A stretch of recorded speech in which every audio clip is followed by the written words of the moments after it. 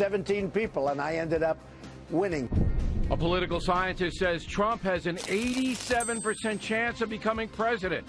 Is that hooey or based on reality? We're investigating. We don't pay ransom. We just don't pay ransom. It is our policy. This was not ransom. Any suggestion that it had anything to do with ransom is absolutely and utterly false. The Wall Street Journal angering the White House with an article about millions of dollars being paid to the mullahs. We'll take a hard look at that. Also ahead, Miller on Olympic chaos and Goldberg on the New York Times possibly protecting Hillary Clinton. Help us go out and win an election. Caution. You are about to enter the no-spin zone. Factor begins right now.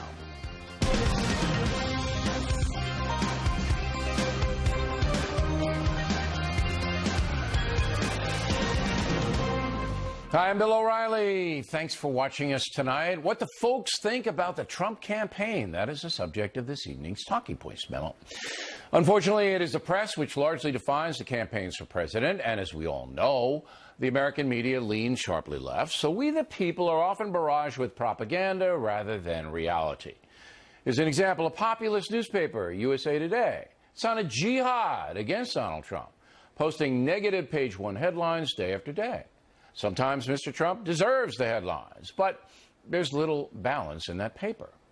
Now, it's certainly true that most voters do not rely on the media to make decisions, but some uninformed Americans are swayed by what they believe is popular opinion. So tonight, I want to give everyday folks a voice, commenting on the Trump campaign itself, which has taken some hits over the controversy. Begin with Marcus Smith, who lives in Hagatina, Guam. And he writes, Mr. O, Kirsten Powers is correct, stating that you were over-generous to Trump regarding his Muslim comments. This proves you are endorsing him. False, Marcus. We endorse no one. Never have. I clearly told Kirsten that context is important when launching critical arguments.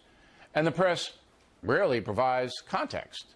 For example, when speaking about Muslim women, Trump raised the inequality argument, which is certainly valid when discussing Islam, is it not?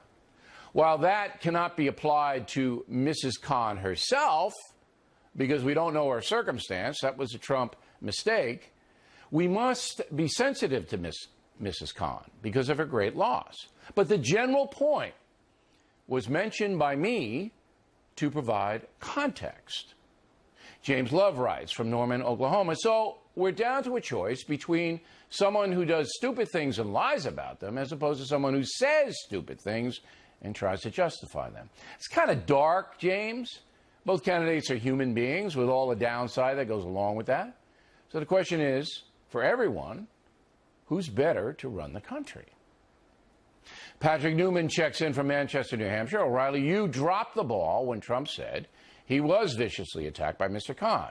Hillary Clinton was also attacked by dozens of people at the RNC and didn't respond. First, I clearly pointed out how Mrs. Clinton handled the Pat Smith broadside.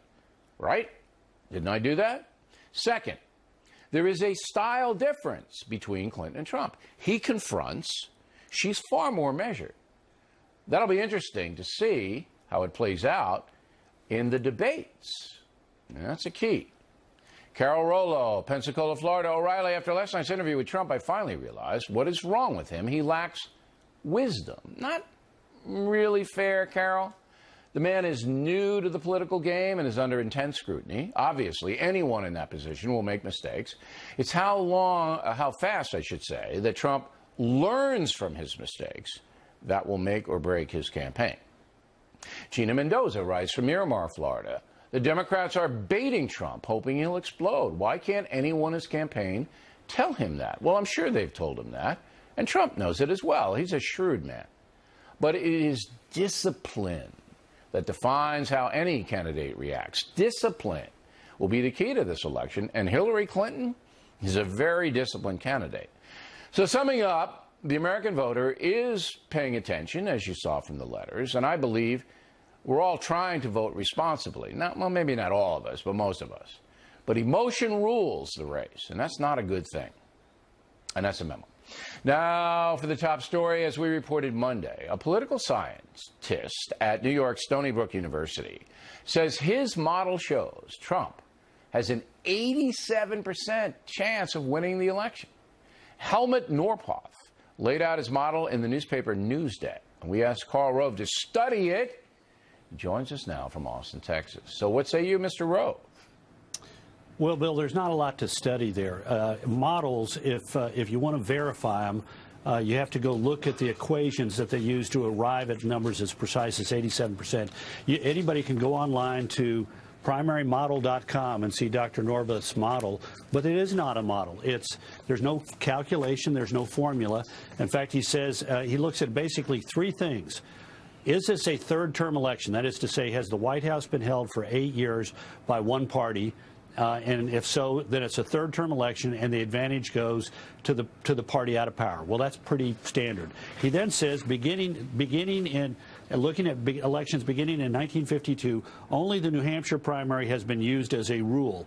South Carolina has been added to gauge primary performance this year. So he looks at two primaries, New Hampshire and South Carolina, but he does not explain how he looks at them. What does that mean? Does that mean, he says Trump did better in South Carolina and New Hampshire than Hillary Clinton did? Well, what does that mean? And, for example, 1988, there are more people who vote in the Republican primary in New Hampshire, and George H.W. Bush gets more votes than the number of people who vote in the Democratic primary for Massachusetts Governor Michael Dukakis. But that may just simply be the fact that in 1988, there were a lot more registered Republicans in New Hampshire than there were registered Democrats, unlike today where it's relatively a third. So I don't find enough in here to make a judgment. Right. So you think that it's hooey then, that the 87% is I can't figure out how he gets to 87%. Okay. And that's why we gave it to you, because you're an analyst. You look at those things. That's what you do.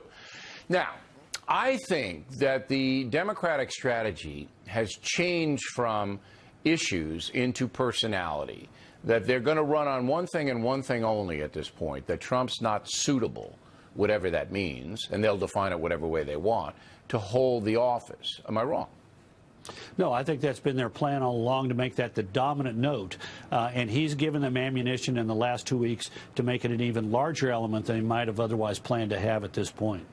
Well, I don't know, though, if that was from the jump. In the beginning, Hillary Clinton was challenging him on issues, and now it's all turned around. With a powerful ally in the press, the Clinton campaign does have the advantage in trying to define Mr. Trump as a danger, right? That's a pretty big advantage. But there's another look. So what? The press is not for us. It's not. It's on the side of the liberal in the race. Wake up. That's the reality. The question is why is Donald Trump giving them the ammunition to do what they want to do? Let me give you a couple examples, Bill. This didn't start in the last day or two. This started the day after he accepted the nomination. He holds a news conference on Friday morning. He's the fresh new candidate of the Republican Party. The Democrats are going to meet on Monday. So what does he do? He holds a news conference that he devotes to excoriating Ted Cruz, saying he doesn't need his support, and bringing back up the myth that Ted Cruz's father had something to do with the assassination of JFK. That was not a good starting note for the general election. And since then, he has missed opportunity after opportunity after opportunity to wage this campaign on a winning front. Last Friday, he is involved in attacking a Gold Star family. That is the day that the government put out the official numbers on GDP, saying that we had an anemic 1.2% growth in the first quarter. He could have spent the day and the subsequent days attacking Hillary Clinton for being more of the same that has cost Americans jobs, prosperity, and paychecks. Sure. And he lost and instead, all that. He's involved, and he keeps doing it. And the press didn't cover it. I have to just make one quick correction. It was 1.2 in the second quarter. I'm sorry, that's right. Yeah, we want to be precise here. But I think the debates, I think this Khan thing's going to go away. I mean, the Democrats will use it, but in the minds of the voters, I think the debates, the first one's going to be the Super Bowl of all debates, highest rated debate of all time, and I think that will tell the tale. Last word, 20 seconds. Well, I'm not certain that he'll last to the debates if we have more disastrous weeks like this in which he misses an opportunity. Sunday, Hillary Clinton goes on television and lies again about the emails. And what does he do? He attacks the debate commission for scheduling the debates 18 months ago on the nights when they're NFL game, and then attacks the fire marshals in Colorado City. Certainly he has to become more focused. And sure. he needs to get more focused and disciplined, or he may run out of airspeed and altitude long before September 26th rolls around. I kind of think that those debates are really going to tell the tale, but I could be wrong as always. Mr. Rove, thank you. Next on the rundown, did the USA bribe Iran to release Americans? A controversial story in the Wall Street Journal has angered the White House.